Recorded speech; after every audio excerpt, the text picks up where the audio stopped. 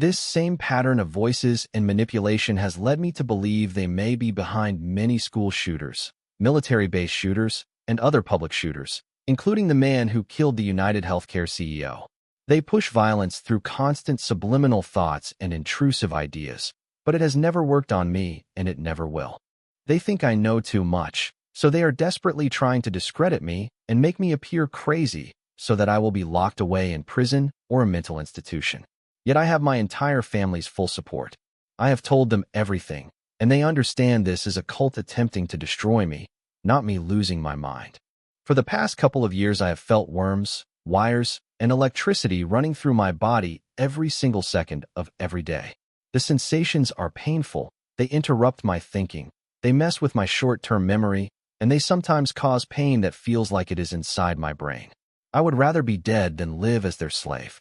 Give me liberty or give me death. I value freedom of mind far more than following anyone's rules. I value peace, yes, but not the kind of peace that comes through strict order. I want real peace where people are free to be themselves and do what they like. My mother's ex-boyfriend once told me the 1940s were the most peaceful time in America, and I believe that is exactly the kind of controlled society this cult wants. Yet they conveniently forget that World War II happened in the 1940s and that it is now 2026, not 1940. I see Freemasonry as a very evil cult divided between the upright, rule-following Christian members and the rebels they label animals. I would rather be one of the animals than one of those stuck-up members. Last October, before I started my current medication, I took a trip to visit my aunt in New Hampshire. The voices loudly announced they would follow me, and they did. I heard girls' voices the entire time, on planes, in airports, and everywhere I went. When I stepped into a Starbucks, the girls working there began laughing hysterically at me, and one of them said, "They never gave me a second chance." I have also seen bizarre things on my computer. Random news headlines that simply read, "Obey," and other subtle hypnotic or subliminal suggestions that never worked on me. For example, while looking up quotes online, I saw one that said, "He's having indigestion, let's torture him with cake." At that exact moment, I was having indigestion, and the day before my mom's friend had brought over cake.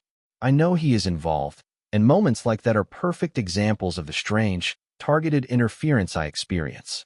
I have started wondering whether there is government or tech involvement, possibly using brain-computer interfaces and satellites, and whether Freemasonry is part of some kind of psychic surveillance program or hive mind. I am sharing this story because after 7 long years of daily psychological torment, I refuse to stay silent any longer.